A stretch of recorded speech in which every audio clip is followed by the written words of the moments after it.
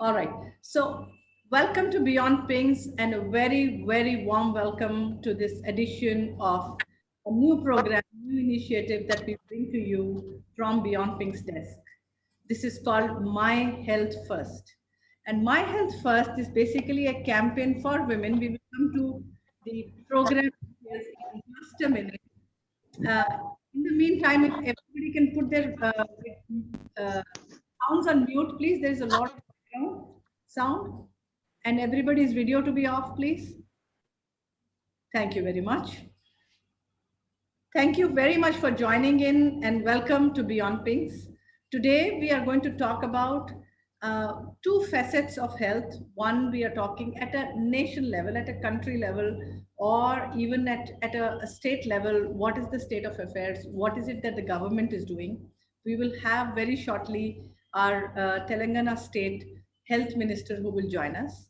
And the second part, which we are going to talk about, is much deeper in terms of women's health and why women don't take care of their health. It's going to be more deeper in terms of what are the shifts that we need to do. We have a very eminent personality. He's a psychologist who's going to join in some time to talk to us about challenges women have in balancing work life. He's going to talk about the why part, the why the women don't take care of their health, and the how part on what they should be doing. So those are the two segments that we are going to talk about. But even before we get into that conversation, if you can move to the next slide, please, Zinia. We are talking about something where why women's health is so important. Why is this a conversation? And Beyond Pinks for this entire month is celebrating this My Health First journey. And My Health First campaign is all about women taking charge, taking control of their health.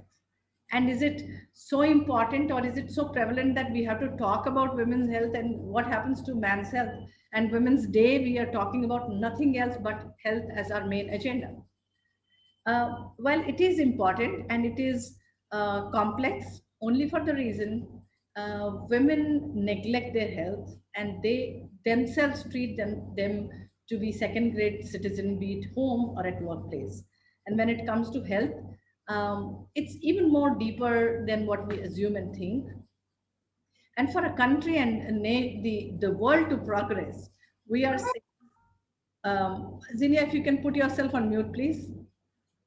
For a country to progress, for a nation to go forward, or a world to move, we are saying women's health is very directly correlated on the progress of the nation or the society or the community.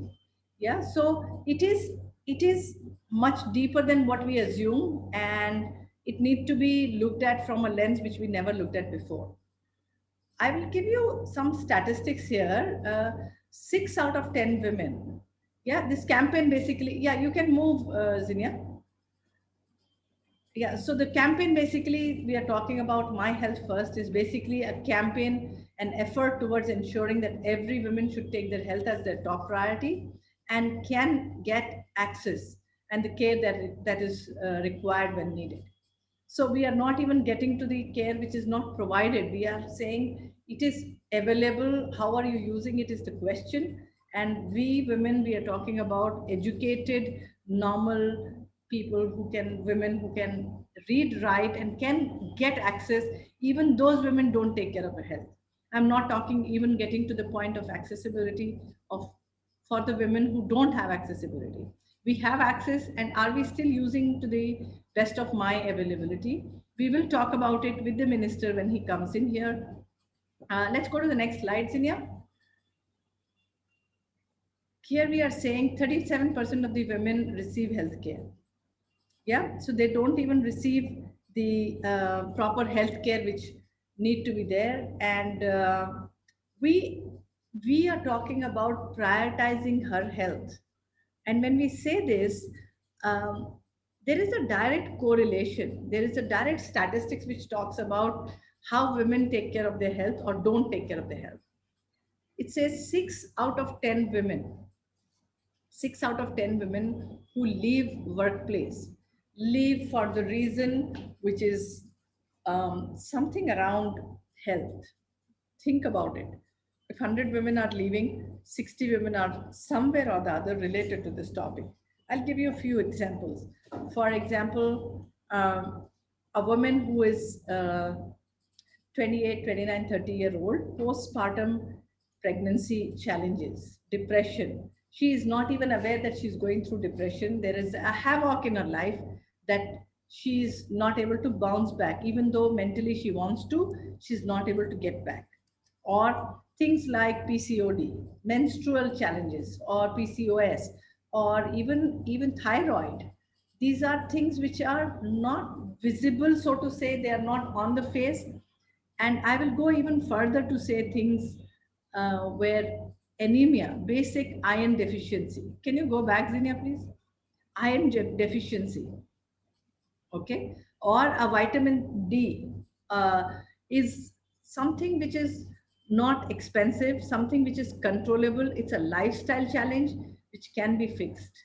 Going back to the point, 80% of the diseases can be fixed. 80% of the diseases are reversible and can be controlled. But are women really taking care of their health, that we are able to get women at workplace? So there is a direct correlation between sustainability of women at workplace, and that's exactly is the topic why we said my health first.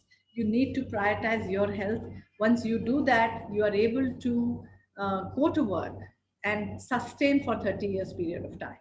Yeah, so let me go further and share. Maybe we can show minister slide later, Zinia, if you can take me further. And yeah, further please. We are talking about a commitment here. We are going to do series of programs, workshops, events through the month to get women take care of their health. Okay, we are doing programs in colleges and corporates, and we are also looking at doing it at grassroots level to bring in awareness. Okay, and we are not talking about accessibility. There is a accessibility, but they're not accessing it. For example, you are sitting, you are educated, you are in your house, you can basically use this facility, but you are not able to use that facility, which means you're not taking care of your health, which is possible, which is in your hand.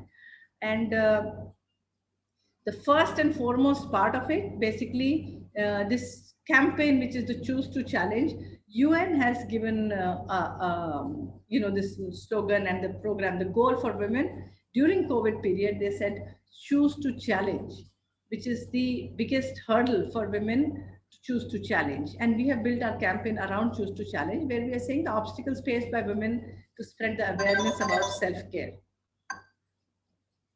Yeah, so we are talking about self-care for women, where self-care is the first care.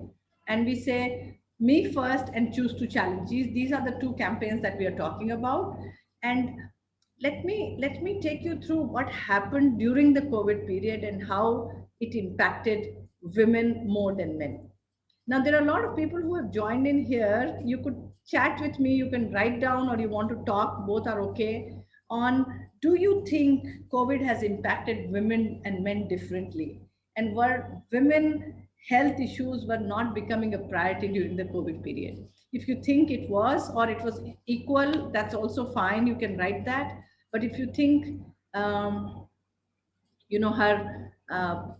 health, or a woman was kind of taken a backseat during the COVID period, chat with me, talk to me, write down. At least I will know what do you think.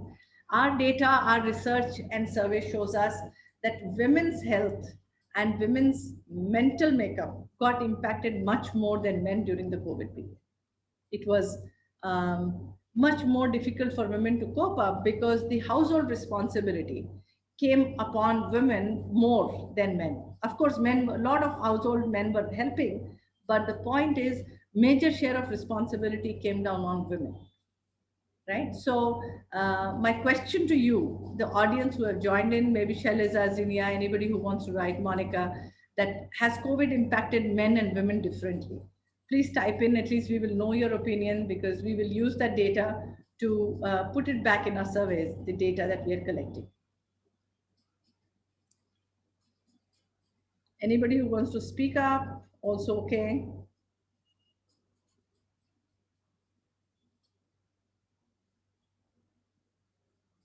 Anybody wants to say something?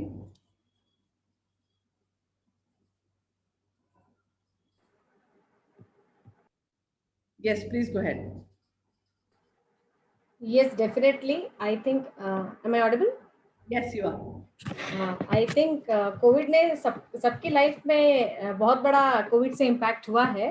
और पहले ये होता था कि it was easy for us कि office जाते थे, 9 to 5 job, 5 बजे घर आ जाओ और घर के काम कर लो, ऑफिस का काम खत्म। पर अभी वर्क फ्रॉम होम में कई प्लस पॉइंट्स हैं और कई माइनस पॉइंट्स भी हैं, दोनों ही चीजें। अभी हमारा काम रात तक भी खत्म नहीं होता है, but we are saving lot of time. जो हम ट्रैवल करते थे, 2-2 3-3 घंटे ट्रैफिक में टाइम स्पेंड करते थे, वो टाइम हमें बच रहा है। और आई एग्री कि विमेन पे का स्ट्रेस ज्यादा बढ़ गया है, क्योंकि घर का भी काम देखना है, ऑफिस काम की भी काम देखना है, और रिस्पॉन्सिबिलिटीज ज्यादा बढ़ गई है, और बच्चे भी स्कूल नहीं जा रहे हैं। Correct, Chappy. Very good. So, two, three things which have come out, what Shailaja is saying. Um, there is a plus and a minus, where there are pluses where I would say that you're not traveling, you're not commuting, but where are you spending that time?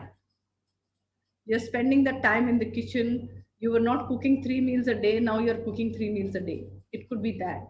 Are you more productive? Are you getting time to yourself? Those 3 hours of travel, are you saving and doing something better for ourselves? Then it is a positive. If it is Yes, absolutely, absolutely. so, Indira is saying yes, men financially and women mentally and physically. Indira, you want to speak, share something?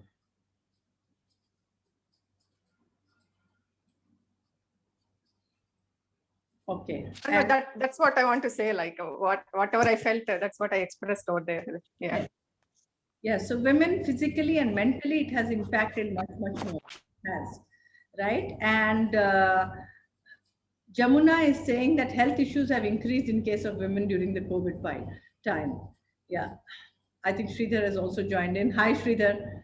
So, Sridhar, we are already live on Facebook, LinkedIn, and YouTube. And there are few people who are here, but rest of the audience is joining in from different places. All right. Yeah, and welcome. And before I jump in and then I introduce you, I was just building context in terms of COVID times, Sridhar, where it has impacted women's health. It has impacted women differently and more. And there are few answers which have started popping in here. Somebody said, yes, it has impacted men financially, and women, it is mentally and physically, it has impacted. Yeah, and somebody health issues have increased in case of women during the COVID time. Of course, yeah. Yeah, so I will perhaps bring in Sridhar right into the discussion, and then we can build it up from here. So Sridhar is a counseling psychologist. I don't know how many of you know Sridhar. He's a very, very well-known person who's done over 1,000 hours of counseling.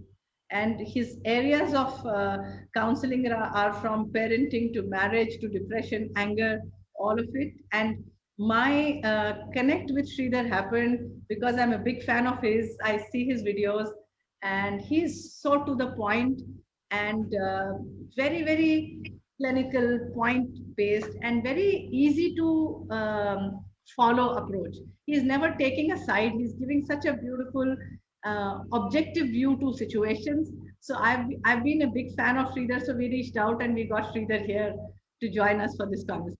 Thank you, Sridhar, for joining us. Thank you so much for having me. Yeah, it's a pleasure and it's an honor. Absolutely. Yeah. So we can take the screen off, Zinnia. We can have it on the full screen maybe.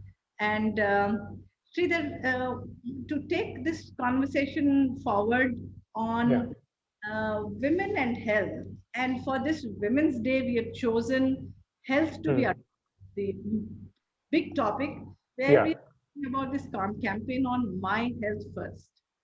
So the first point which I'm wanting to talk about is, why do we even want to talk about women's health on a Women's Day and then talk about My Health First?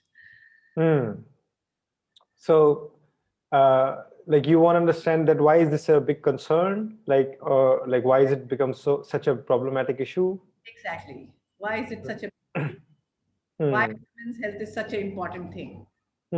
Of course. See, first of all, I would say in general, health is a universal issue. So, like, I must start with that Yes. because humans in general are not very good at taking care of it, and also the kind of society that we live in right now, the lifestyles that we have adopted. So, in general, so on so many health metrics, things are declining. Although, yes, we have made a lot of medical improvements too. Okay.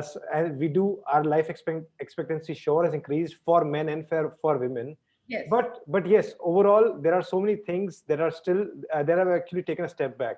So from that scenario, we are technically bad, and for women sometimes it's of course extra difficult, also because of the load that they sometimes have to take. And I think you were briefly discussing that here, that on average when we see that yes, in terms of duties, in terms of stress, women sometimes have to take on more. But then again, by the way, for overall health, I would say you can think of it like both men and women have their own strengths and weaknesses. Like so for example, like both have different kinds of stressors Okay. which they have to deal with. So there is no clear uniformity there, and the same is for mental health. So for example, women go through depression and anxiety more, men go through men commit suicide more, so the rates are different for each of them. So that's what I would say. It would be hard to compare both of them, but I sure would say that health in general must be a natural concern for women and for men. Oh, So so yeah. very interesting that you say that more men commit suicide. So we drive men to commit suicide, but we do. Yeah, I would not say yes to that, but yeah, because it could be very. Hold it against you if you say it in a public forum and then you said so. Yeah, yeah. So I Maybe like I would say, yeah, actually life drives them to, because life is difficult. So yeah, I mean so it can be very, very difficult. so you must be meeting a lot of men and women in your career for counseling, etc.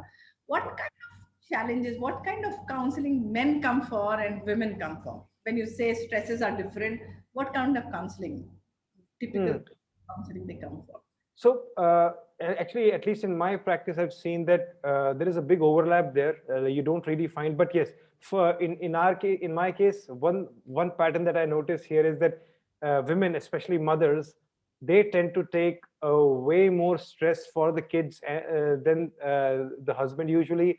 And so what I find is that as the couple comes in for their child, you would see the husband not really involved that much. They're like, you know what, everything is fine, but the woman really stressing out and really anxious about the child's future, and she's trying to actually help the child, uh, but ends up micromanaging and nagging, and it becomes very difficult for the child also. So this is one pattern that I've noticed, that mothers tend to become more anxious on average for children than men do. And this is kind of explained by some uh, chemicals and biology also, like it does happen to women, so it's understandable that way. And other than that, in relationships, I think I don't see much differences there. But yes, again, a common pattern there would be that sometimes women on average tend to want more time, quality time, and men tend to kind of focus on other things, external things. So that's another pattern. So there are many patterns. So these could be two examples that I Very. see. So when you're saying a mother worrying more is to do with some chemical locha which I have or not wiring, the biological wiring I have as a mother or a woman. Yeah, it's partly that, definitely, because I think there was a study around this, that once a child is born, the woman's certain chemicals, they actually shoot up for women, which kind of which are which are related to just keeping the child safe, and so the anxiety kind of goes up, and that doesn't happen for the men, for the fathers. So Okay. it is partly explained by chemicals too, for sure. Okay. So I'll kind of throw a volley at you right now. Building on this question, I hear a lot of women leaving because they die of this guilt syndrome of I'm not a good enough mother. I'm not Mhm. doing a good job. My child is sick for 3 weeks and I have a late night project and I'm kind of trying to balance. And one fine day I walk back home and the child himself is saying, Mama, you're not even available for me. And Mhm. they melt down and next day morning they come give paper. So anything that you would want to suggest, because we do get a lot of so one part of our work, Sridhar, is basically bringing women back into workplace, women who have taken a break. Mhm. When I start talking to them, they did it out of emotion. They did it out of this whole thing about giving to the family and to the child. So, what will be one advice you will have for these kind of women? Hmm. So, by the way, I must first clarify that personality differences here. Yeah. So, technically, men and women are more similar than different, right? Like if you take personality analysis, Okay. so which means that there is a huge overlap between the personalities. So, and that reflects in terms of what they want from life, what are their priorities, and how hardworking they are. So men and women are more similar than different. Now, like there is one difference which has been observed in psychological literature, that men on average, they tend to prefer a career and trying to create something and invent something. On average, they want that more. And women on average, they kind of prefer spiritual life, friendships, and family life. They on average want that more. So we have to be very careful while diagnosing the situation. Like, is it coming from a personal preference, or is it coming from societal pressure? Because sometimes those things can be mixed. So like, if I had to tell you, if you take 100 men and 100 women, and if you give them complete freedom, right, complete freedom, do whatever you want with your life, even then you'll find some difference, that more men will choose career than women, right? That's what I mean to say. But still, so many women, but the problem here is that we don't have a society like that. So Yes. but the difference is the dropout is probably way more than which is explained by just interest. And that dropout is because of, now they have some unfair burden, they have some unfair expectations from people. So I would say, like, whoever is listening, they have to first take it on a very individual basis. Okay, what is my preference, what is my real interest? Because you should not get pressured into anything. Like, if somebody really enjoys being a housewife, she should be allowed to do that. If somebody really enjoys like a career, she should be allowed to do that. So Yes. first have that reflection, okay, what do you really enjoy? And then see, uh, then you have to make sure that your husband or your in-laws or the society, they must not be able to stop you unfairly. So Right. this is how you should go about things. Very interesting. I think very systematically you have explained, because Yeah. one part which you spoke about, Sridhar, is, it's a choice. It's a personal choice about, you could be a housewife and you have chosen to be that. And Yeah. after you fix that is when you will go about doing what am I going to do? If I'm choosing to be a working woman, then you Hmm. will go about fixing. I like that answer very much in terms of, how you explain the whole thing. Now, building from here, my next question to you, Sridhar, is about this whole concept about work-life balance. Yeah. Hmm. And then we talk about women taking more burden at home, etc. So, Hmm. what are the top few challenges that you see, and what advice would you have for women to handle and balance this whole thing about work and life? Hmm. So I think a few questions. See, I'll still again start from the general and then come to the specific to women. So for in general, men and women, they both struggle with work-life balance. Like, if you are ambitious in life, if you want to do great, you're gonna have a problem with work-life balance. Like, I personally have a problem with work-life balance also, because I want to do great things. So it's first a human-centric thing, that we are just, see, think about this. In life, you have multiple desires to take care of, right? Multiple needs and desires to take care of, and you have limited time, you have limited energy. Now Right. you have to allocate it in a balanced manner, so that you can maximize some fulfillment of as many desires as you can. Yes. So this challenge of how much energy and time to put in personal life versus recreation versus career, this is an ongoing, forever, eternal challenge. You'll never find a final answer for this. And mind is a mind is an organ which keeps looking for diversity, some novelty. So it's like, if you do even if you achieve a work life balance, then in 1 month you can get in, or 1 year you can get bored of it. You know what, now I want a bigger challenge. Sometimes people go through chosen pain simply because they want something different. So the mind is simply a complicated organ. Having said that, you must also be able to know that in your life, in your family life, you should not be the one who makes the, let's say, unfairly high sacrifice, and this could be for everybody. So the idea is, if the whole family is going through turmoil, then it's just your reality. Like, for example, you just suffered a big loss. Now the husband has to work harder, wife has to work harder, and even maybe children might have to make some sacrifices. They can't buy things, right? The whole family sacrifices. It's understandable. But what if there is something unfair, which is husband comes home, sits down, watches TV, right? Doesn't really contribute much. Why? And I have seen examples where wives are earning more and Yes. still doing more housework. Like, I've seen examples. Now this is where problem starts, right? Because you clearly know that the distribution of labor and the distribution of benefits and all, that's not fair. So that's where you have to start taking action, that, you know what, my work life balance is unfairly being sacrificed in favor of your comfort. And that's where you need to kind of step up and make your demands and make your boundaries very clear. And again, the two things: start saying no and start demanding things. Like, you reduce your efforts and you demand more efforts. Of course, you must do that in a very comprehensive, constructive, negotiating manner, but that is the way to go.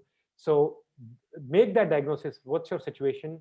uh, and yeah, in general, you'll always have to work for it, but at least don't be a victim to unfairness. Got it.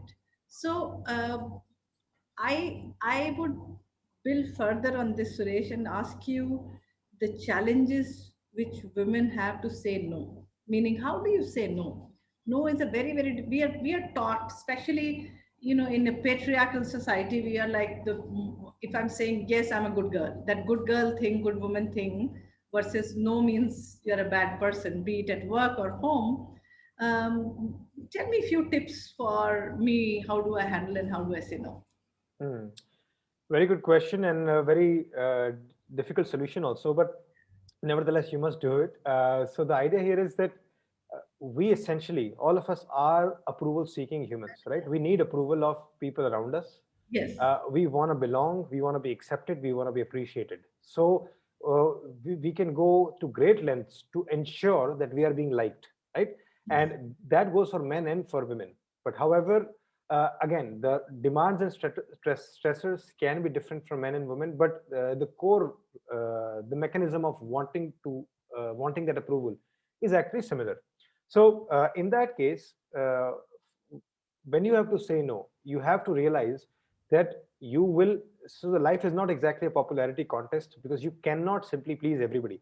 So there are some fundamentals that you need to kind of accept in advance, which is like, one would be, and this is, I've had to do this for myself also, and everybody needs to do this, that it's just simply impossible that every human will like every last action of yours. It's simply so. If you take any human, you'll have only, let's say, 50-60% similarity, and they may criticize you for 30-40%.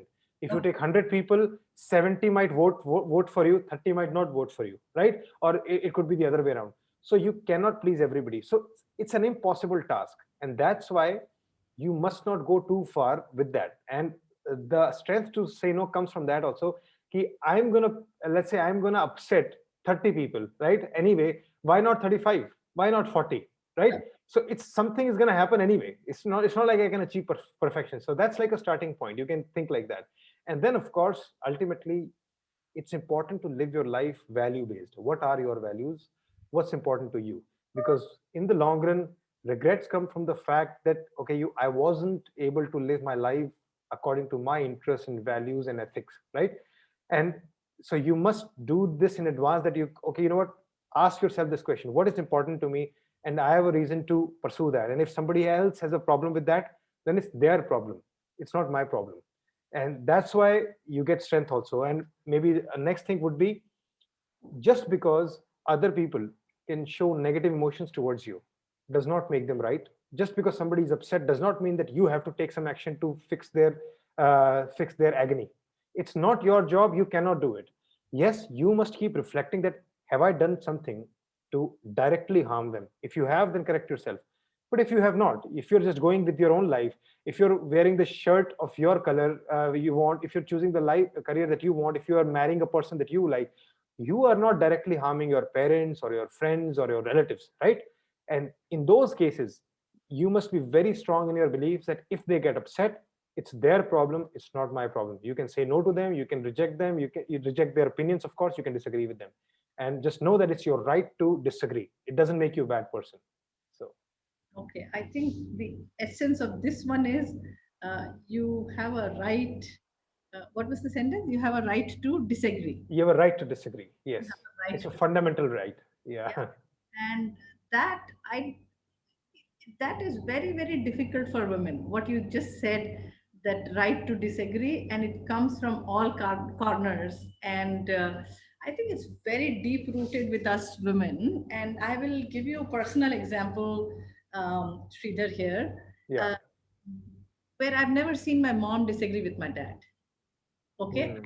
I remember seeing my dad not being right many, many times, but my mother definition of a good housewife was that you have to accept what the husband says. And I grew up Mm. in that environment, and I've seen that um, that mental makeup, and that's the narrative that I carry. Um, Mm. my education, all of it is a top up on it. It's a very confusing message for people to see that, the undercurrent or the things is that no, no, I have to be a good wife, I have to be a good woman to agree. Yeah.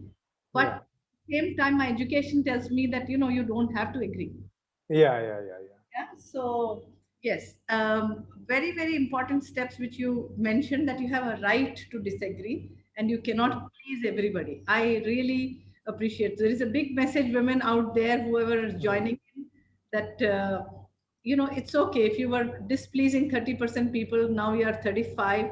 It's not going to matter. The world is not going to shatter away if Mm. you do that. And I I think the other way around, you should see this too. It's like, is your husband, or are people coming to you for approval? Not really, right? It's like, are people coming to you asking permission to do things? no. They are living their lives anyway. So are you not equal to them? Like, why is it the other way around? So Yes. if they're not asking for permission, you don't have to too. So you Yes. have to kind of give yourself that worth, that I'm equal to everybody. So we'll play by equal rules. So speak some little bit more about this one, because I understand a lot of my audience might want more on this one. That Yeah. other person is doing what they have to do. You're just coming Yeah. in. Give me more examples around this, Sridhar. Maybe it'll drive down the point inside in the head. Of course. So this is actually a very, very important point, because it comes from the mental status that I have to be equal and I have to afford that equality to others and demand it too, right? So it comes from that mental. So the question is, who do you see yourself as a human, and how do you see the husband-wife relationship? So earlier in the older model, there was a hierarchy there, that husband is the leader and you are the follower, right? And like, husband decides, makes the decision of the house. So there can be basically two states only. One is hierarchy, where one has more authority than the other, and the other is equality. So Yes. let's say with a child, till a certain age, we know that there is a hierarchy. Parents have some authority over there. They're not complete equals. But with husband wife, it's now important for women and men, everybody, to realize that from the get go, from the very first moment, it's a completely 50% equal relationship. Yes, it comes with some difficulties. Yes, it comes with conflicts and negotiations and compromises, but that is the status and you have to work with that. And by the way, in the long run, it's good for both. So once you have that makeup ready, okay, there's equality, a lot of things naturally come from it, which is, now if I have to make sacrifices, then he has to make too. Yes. If he's making sacrifice, then I have to make too. If he's saying no, then I can say no too. If he's saying yes, then if he's, so it's like your ethics and your decisions naturally flow from that. So you need to first inculcate that part, the sense of equality. You achieve that, rest of it becomes easier. Yes. Yeah, yeah. So there could be a lot of our audience which are women audience here, Sridhar, and all of them must be nodding and saying, "Yes, I want equality." The power is with the men who are not neither are in this room and neither wouldn't want to give away their power, right? It's like, Mhm. I am going asking something which is not necessarily in their favor, which means I'm asking them to sacrifice, etc., etc. How Mm. do I bring men into this conversation? A woman who listens to us today and goes back and talks to her husband, says, "Let's talk about equality." What is it? Where can she start? What are the few steps that you would suggest that they can do? Mm. See, there is a good news here, that to achieve equality, you don't actually need your husband's participation. And I'll tell you why. Because and by the way, the other way around is also true. And because I must mention, yes, because this is Women's Day and we are talking about that, but just to put it out there, I've seen many examples where men are completely dominated by women too. So whoever is listening, the Yes. idea here is to achieve equality, you need strength, not necessarily participation. So I'll tell you the difference here. So think about this. Once you understand and I told the right to disagree, right? And I'll tell you another right, two rights, and that could cover your basically equality: right to disagree and right to not comply. So, Okay. so in thought and behavior, so these are the two things that we work with. So in thought, you can completely say, I disagree with that opinion, I don't like it, and I think differently. And in behavior, you can say, I will not do these things, I will not take that decision, I will not go there, I will not follow that. So once you realize that you have the right to disagree and your right to not comply, then you realize that you are the master of your own life. You have complete freedom, and nobody can ever take advantage of you. They have to bring a gun to your head to actually get you to do some things.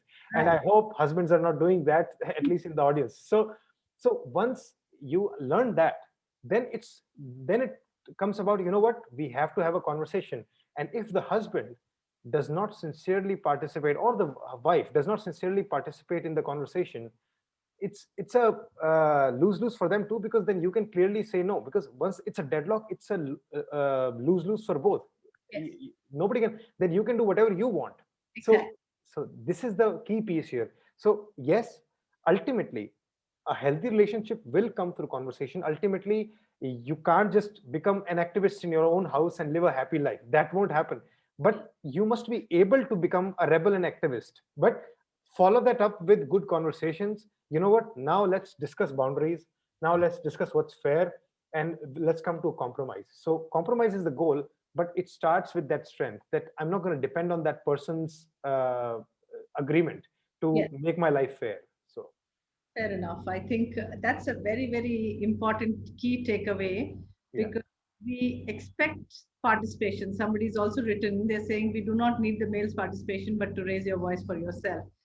Hmm. And yeah, right to disagree and Yeah. to participate or not participate. I think I personally am taking a lot of message from you, Sridhar, in terms of how do we want to play out this relationship. Mhm. Apply this for me at workplace. If I were to take this with my boss, let's say, okay, there is a hierarchy, okay, Mhm. and Mhm. I cannot simply disagree, etc., etc., and that's applicable for both men and women. It's nothing a women's story. Yeah. Lot of times, women have difficulty managing difficult bosses. Is there something like a difficult boss, etc., where they leave the job? This is another one which I've seen women saying, no, no, उस boss के साथ manage नहीं कर सकती, तो मैं job छोड़ Of So course, of course. It's actually, I've read somewhere, it's one of the leading reasons why people leave jobs in the first place, because of the because they could not make it work with the superior, the boss. So yeah, it definitely happens, and it's a real state. So for sure. yeah, okay. So tell me something in terms of the mental makeup. And there's another study which I was seeing, which definitely I'll build it from the suicide thing, where men do more suicide than women that we were talking about. Are are men women mentally wired differently, and do women go through kind of mental stress more than men? Women go through more stress than men. I wouldn't say stress, because stress is primarily dependent on the environment. Let's say that, like, how many stresses do you have? But yes, there are certain small differences in men and women, their psychology. Yes, and even some cognitive abilities. Okay. There are some differences for sure, but they're not huge enough that we can, like, if next woman or man comes in, that I can predict how that person is going to be Okay. ultimately. So it's like, for example, like I told you in the beginning, men tend to prefer career, right, on average, and women tend to, let's say, prefer family and friendships. But it's very possible that probably 20-30% of the women in the world, or maybe even 35% of the women, they actually want career way more than 30% of the men out there, right? So the idea is that these are just average figures, but Yes. for individuals, it's an individual journey, because you can be vastly different from another woman too. You can see differences in women too, like there's a high variability. Yes. So that way, for personal life, you should not bother much. And by the way, for mental health, yes, there are, again, like I said in the beginning, there are pros and cons and just strengths and weaknesses for both. It's not entirely equal. Like I said, there are some disorders and illnesses more common in women, others are more common in men. So there are some differences there. Yeah. And other data statistics which I was reading about is the mental health and the depression during COVID time, especially women coming up and saying, we're not able to balance work life. Back to the same question that we were talking about. Mhm. How do I even identify somebody going through depression, or I'm going through depression? Typical. I don't know if it is different for men, women. Again, that's one question. If Mhm. the same signs, how do we identify depression to begin with? Well, there are certain signs there, and it's similar for men and women. So you can think of it like, how are you on a day-to-day on a day-to-day basis? Depressive symptoms are what? First, you can actually check your healthy things. So, like, is your sleep disturbed? Are your eating patterns disturbed? Are you eating too much, eating too less, sleeping too much, sleeping too less? And then you just don't want to get out of bed. You feel hopeless. You feel worthless, and you don't feel interested in anything. So these are some signs, and like somebody can just do a small Google check depression symptoms, and they'll get a list of those, just like we know COVID symptoms. So it's like, yeah, these are some of the common symptoms, and similar for both men and women. Okay. Yeah. And then they can come and reach out to you if they need help. They should Yeah, come. definitely. Why not? Yeah, for sure. Okay. And so the whole conversation we were talking about choose to challenge, okay, and then we were building on top of it is about women's health. um, why is it that the women don't take care of their health, Sridhar? Anything that you will have any thoughts that I will do the sacrifice, I will do everything for everybody in the family? uh, Hmm. Tell me the why, and then we'll go to how, part of what is it that they should start doing or stop doing. Hmm. Okay, to be fair, actually, this is an issue that I see in both men and women, and for different reasons, they don't take care of your health, take care of their health. In fact, men, sometimes there is a problem where, so women they would probably want to handle a lot of things, right? Like they'll take too much on their plate in terms of, okay, career and kids, and then housework. But men tend to take too much on their plate simply related to work, right? Like they'll sometimes become too ambitious. Like they'll probably work just too many hours. So that's another kind of stressor, and that's coming from their personal interest. So health tends to go in the back seat for anybody who's just. So the idea here is, whoever is listening, you must realize that to live a healthy life, health is a fundamental. Like you can think of money, you can think of close relationships, and then personal health, and I would probably keep it at top only. So health, mental health, and all of those other things. So uh, just like whatever you want to work on, it needs time, energy, sometimes money, and the same for your health. You have to take out time, and some things have to go in the back seat. Because think about this: you can become the most successful person, but then you can also die at the age of 45 or 50 because of a heart attack, because you couldn't take care of your health, right? So life is about give and take, and you have to balance multiple needs and desires. The point that I made earlier. So whether it's even for women, so they think that they can do a lot in a short period of time, high health, but ultimately they'll burn themselves out, right? I have known people in my family, like, who probably wouldn't even take care of their sleep, right? And then they think that they can just keep working and just get done with everything. Work will never end. Work is endless. So you have to stop somewhere. So that way you must make sure that. Hello. Yeah, I think there's somebody's video. Okay, okay, yeah, that's fine.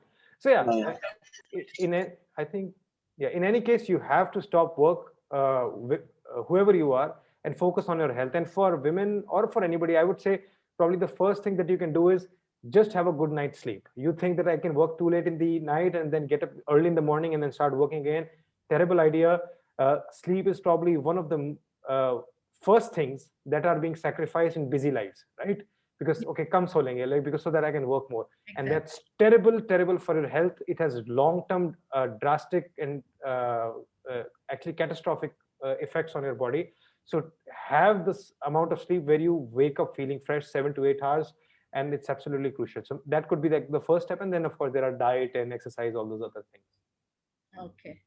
So my understanding, and I will just Excuse me, sorry to interrupt. Honorable Health Minister has joined. Okay, love. All right. That's very, very nice.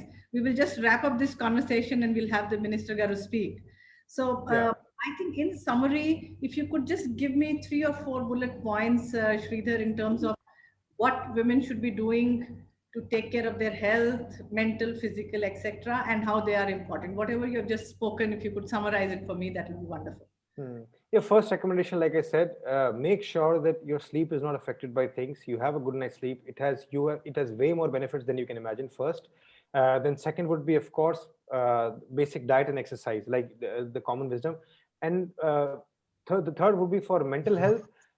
You have to just realize that for each situation there are better ways to think and feel. So again, it's a long process, and if you're going through really difficult things, go for counseling, but you can do this on yourself also. But the idea here is you have to keep finding better and better thoughts for each situation, whether it's dealing with your husband, dealing with your kids, dealing with your own emotions. As you find better thoughts in life, your mental health improves. So it's a journey that you need to keep taking all your life. So I think that's wonderful. And Sridhar, we will have many, many more sessions because the kind of points which you have explained, definitely. I'm seeing a lot of questions which are coming on my Facebook also. So my team is kind of collating and giving me on the side. We can't deal with all of them, but we will come back to you and we will do many more sessions with you, Sridhar. And thank you so very much for taking out time and being a part of this journey with us, Sridhar. my pleasure, absolute pleasure. It was great talking to you, and I am glad I could talk on these subjects as well on this day. So yeah, an Thank you. honor. Happy Women's Day and your You contribution too. to women's health. Yeah, yeah. I'm certainly obliged and yeah, very thankful for the opportunity. So yeah, thank Thank you you. so much. Thank you. Cheers. Bye. Bye bye. Junior, can I have the presentation now, please?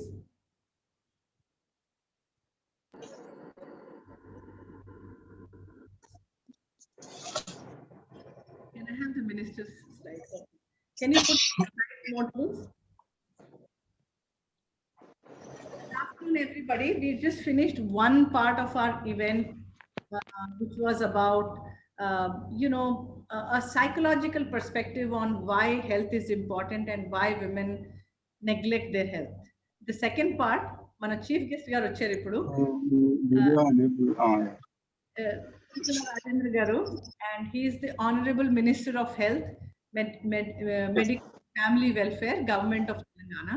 And from Sir, we want to hear why women's health is very, very important, Sir. And second is, Manamu, Telangana Rashtromloni, how we are taking care of our women health and why women health is anta importance enduku istunandi and em chestunam manam Telangana Rashtromlo. యాక్చువల్గా పిల్లల ఆరోగ్యం తల్లి ఆరోగ్యం మీదనే depend అయి ఉంటుంది. తల్లి ఆరోగ్యంగా లేకుండా పిల్లలు ఆరోగ్యంగా పుట్టేటువంటి ఆస్కారం లేదు. పిల్లలు ఆరోగ్యంగా పుట్టకుండా గొప్ప సమాజాన్ని నిర్మించలేము. ఇవాళ హెల్త్ ఈజ్ వెల్త్ అని అంటాం మనం. సంపద కంటే గొప్పది ఆరోగ్యం. కాబట్టి ఇవాళ అనేక మంది తల్లులు వాళ్ళ కుటుంబ సభ్యులకు అన్నం పెట్టి ఆమెకు ఒకవేళ దొరకకపోతే నీళ్లు తాగి పడుకునేటువంటి పరిస్థితి చూస్తూ ఉంటాం. ఇంట్లో అందరు తిన్న తర్వాతనే మహిళలు తినే పరిస్థితి మనం చూస్తూ ఉంటాం. అన్నిటికంటే బాధ అనిపించే అంశం ఏంటంటే ఇవాళ ఇంత అభివృద్ధి చెందిన ఈ సమాజంలో కూడా అనీమియాతో బాధపడే వాళ్ళ సంఖ్య చూసినప్పుడు, అనేక రకాల బలహీనతలు ఉన్నటువంటి పరిస్థితి చూసినప్పుడు కొంత బాధేస్తా ఉంది. ఇవాళ తల్లి ఆరోగ్యంగా లేకపోతే సికిల్ సెల్ లాంటి రోగాల బారిన పడి, అనేక రకాల రోగాల బారిన పడి ఇవాళ స్టంటెడ్ గ్రోత్ తో ఎంత ఇబ్బందిలో ఉన్నామో మనం చూస్తా ఉన్నాం. కాబట్టి ఇవాళ సమాజం, తెలంగాణ రాష్ట్రం గొప్ప రాష్ట్రంగా ఎదగాలంటే ఆరోగ్యవంతమైన తెలంగాణ కావాలి. కాబట్టి ఆరోగ్యవంతమైన తెలంగాణ ఉంటేనే బంగారు తెలంగాణ సాధ్యమైందని భావిస్తున్నాం. కాబట్టి ఇవాళ అందులో భాగంగానే తెలంగాణ రాష్ట్ర ప్రభుత్వం మొట్టమొదటిగా తీసుకున్న నిర్ణయంలో భాగంగా మేము అంగన్వాడీ సెంటర్లలో ఈ మా గ్రామీణ ప్రాంతాలటువంటి ఆడబిడ్డలు ఇవాళ ప్రెగ్నెంట్ టైంలో కూడా కూలిపోయే పరిస్థితి ఉండదని చెప్పి మొట్టమొదటిసారిగా ఇలా కేసీఆర్ కిట్టు పేరిట ఆర్థికంగా సాయం చేసి కూలిపోకుండా ఆదుకున్న రాష్ట్రం తెలంగాణ. ఇవాళ అంగన్వాడీ సెంటర్లలో మంచి ప్రోటీన్ ఎనర్జీ కలిగినటువంటి ఎగ్ అందించాలని చెప్పి గతంలో 15x ఉంటే 30x ఇచ్చి ఆదుకున్న రాష్ట్రం కూడా తెలంగాణ. ఇట్లా అనేక రకాల రిఫార్మ్స్ తెచ్చుకుందాం. ఇవాళ ఈ ఇంటర్నేషనల్ ఉమెన్ డే సందర్భంగా మీ అందరికి శుభాకాంక్షలు తెలియజేస్తూనే రాబోయే కాలంలో ఇవాళ స్త్రీలు ఎక్కడైతే గౌరవించబడతారో గుర్తించబడతారో స్త్రీల ఆరోగ్యం పట్ల కన్సర్న్ ఉంటుందో ఆ సమాజమే బాగుపడేటువంటి ఆస్కారం ఉంటుంది. కాబట్టి తెలంగాణ ఇప్పటికే అనేక రకాల రిఫార్మ్స్ తీసుకొచ్చింది. రాబోయే కాలంలో కూడా మరింత రిఫార్మ్స్ తీసుకొచ్చి మహిళల ఆరోగ్యాన్ని, మహిళల ఆత్మగౌరవాన్ని, మహిళల యొక్క గొప్పతనాన్ని కాపాడే ప్రయత్నం చేస్తామని చెప్పి ఈ సందర్భంగా మీకు మాట ఇస్తా ఉన్నాను. బాగుంది sir, thank you so much, so very much. మనం స్టేట్ లెవెల్లో చాలా వరకు జరుగుతుంది. మేమైతే కార్పొరేట్లో పనిచేస్తున్నాం, చిన్న చిన్న పంచాయతీలు పనిచేస్తున్నాం, కాలేజెస్తో పనిచేస్తున్నాం. మీరు చేసే ఇనిషియేటివ్స్తోని at a grass root level more number of women can get benefited with that అండి. Thank you very much for sharing those kind words. It is important అండి. Thank you so much. Right.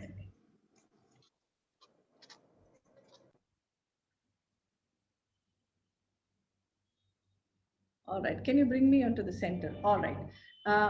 So the point which we were talking about with Sridhar, or even with the minister, is all about two parts.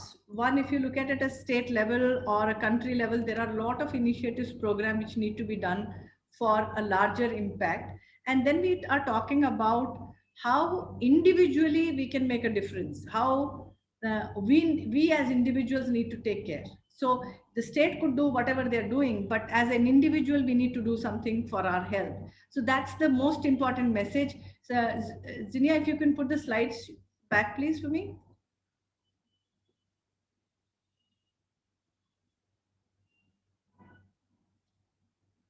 Yeah, so next slide. Yeah, so here we are talking about this Women's Day.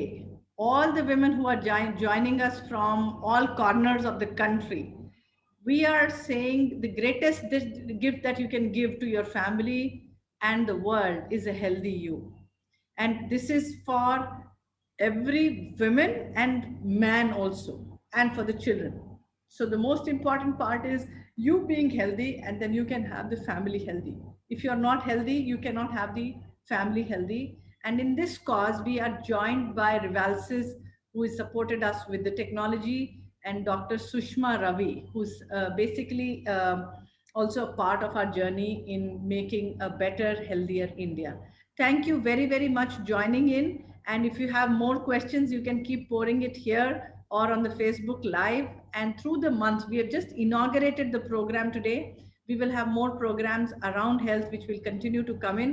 And keep healthy as yourself as the first priority. Stay healthy, stay happy. And this is Tanuja signing off from Beyond Pinks. Thank you so much.